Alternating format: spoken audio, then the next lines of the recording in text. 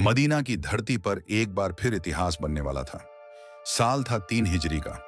मक्का के कुरैश अपनी हार का बदला लेने के लिए 3000 के विशाल लश्कर के साथ मदीना की ओर बढ़ रहे थे। उनके दिलों में बदला और घृणा थी।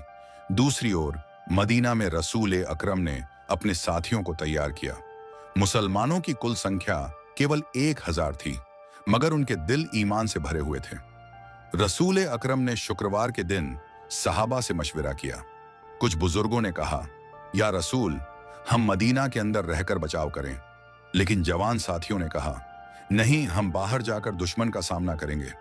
रसूल ने उनकी बात मंजूर की और सुबह की नमाज के बाद लश्कर इस्लाम को रवाना किया। उहद के पहाड़ के नीचे रसूल ने लश्कर को कतारों में सजाया।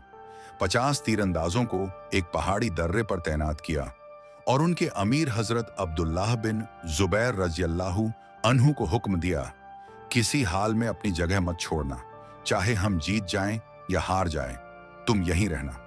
दूसरी तरफ कुरैश का लश्कर तैयार था। अबू सुफियान उसकी अगुवाई कर रहे थे। उनके साथ खालिद बिन वलीद और अकरमा बिन अबी झल जैसे जंग के माहिर मौजूद थे। उनके साथ 15 औरतें भी थीं जो मर्दों को उकसा रही थीं। सूरज उगा और मैदान जंग में तलवारें चमक उठीं। रसूल ने अपने साथियों को देखा और फरमाया, अल्लाह के नाम पर लड़ो, तुम्हारा मकसद उसका दीन है, न कि दुनिया।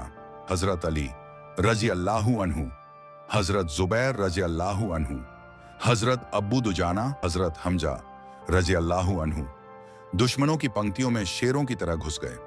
जंग भड़क उठी।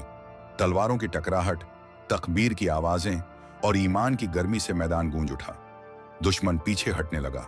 मुसलमानों ने अल्लाहु अकबर कहा और दुश्मनों की पंक्तियां बिखरने लगीं। ऐसा लगा जैसे जीत बस एक कदम दूर है। मगर उस वक्त कुछ तीरंदाजों ने देखा कि दुश्मन भाग रहे हैं।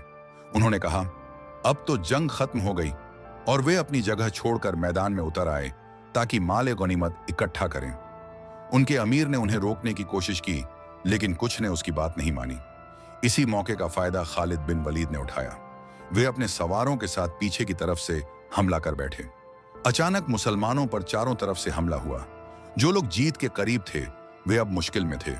अफरा तफरी मच गई। किसी ने चिल्लाया, मोहम्मद पैगंबर शहीद हो गए। ये सुनकर कुछ के दिल कांप गए, मगर कुछ बहादुर बोले, अगर रसूल शहीद हो गए हैं तो हम किसके लिए लड़ रहे हैं? हम अल्लाह के लिए लड़ रहे हैं। हजरत अनस बिन नजर रज़ी अल्लाहु अन्हु दुश्मन के बीच जा घुसे और बहादुरी से लड़ते हुए शहीद हो गए। रसूल घायल हो गए। उनके मुबारक चेहरे से खून बह निकला। एक पत्थर उनकी दांतों पर लगा और दांत टूट गया। हजरत तलहा रज़ी अल्लाहु अन्हु अपने जिस्म से उन्हें ढाल बन गए। हजरत अब्बू दुजाना रज़ी अल्लाहु अन्हु अपनी पीठ से तीर रोकते रहे। हजरत अली रज़ी अल्लाहु अन्हु ने पानी लाकर घाव धोए और हजरत फातिमा रज़ी अल्लाहु अन्हा ने खून रोकने की कोशिश की। जंग जारी रही। हजरत मुसअब बिन उमैर रज़ी अल्लाहु अन्हु रसूल के झंडे को थामे हुए थे। वे लगातार लड़ते रहे, यहां तक कि शहीद हो गए। दुश्मनों ने समझा कि वे ही रसूल हैं। इस खबर से कुरैश को लगा कि मोहम्मद अब नहीं रहे।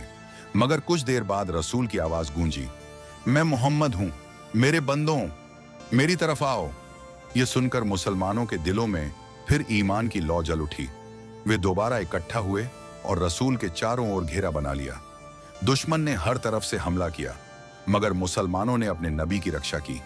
इसी जंग में हजरत हमजा रज़ी अल्लाहु अन्हु शेर की तरह लड़ रहे थे, मगर वहीं वहशी बिन हरब ने एक मौका देखकर अपना नेजा फेंका जो सीधा उनके पहलू में लगा। वे जमीन पर गिर पड़े और शहादत के दर्जे पर फायज हो गए। जब लड़ाई थमी तो मैदान में सन्नाटा छा गया। कुरैश ने समझा कि वे जीत गए, मगर वे मदीना में दाखिल न हो सके। रसूल अपने घायल साथियों के साथ पहाड़ी पर पहुंचे। उनके शरीर पर जख्म थे, मगर चेहरा सब्र और यकीन से भरा हुआ था। मदीना लौटकर रसूल ने अपने साथियों से फरमाया, यह दिन तुम्हारे ईमान का इम्तिहान था। अल्लाह ने तुम्हें आजमाया ताकि तुम में सच्चे और कमजोर अलग हो जाएं। फिर वे मैदान उहद में वापस गए, जहां शहीदों के जिस्म पड़े थे। उन्होंने हजरत हमजा रज़ी अल्लाहु अन्हु की लाश देखी। आंखों में आंसू आ गए। फरमाया, ए हमजा, तुम पर सलाम हो, तुम जन्नत के शेर हो। मदीना के लोगों ने शहीदों को दफन किया। पूरा शहर गम में डूबा था। मगर ईमान पहले से ज्यादा मजबूत था। मुसलमानों ने कसम खाई कि वे अब कभी रसूल के हुक्म से पीछे नहीं हटेंगे। रसूल ने फरमाया, फतह और शिकस्त अल्लाह के हाथ में है। बंदे के लिए असली जीत अल्लाह और उसके रसूल की इताअत में है।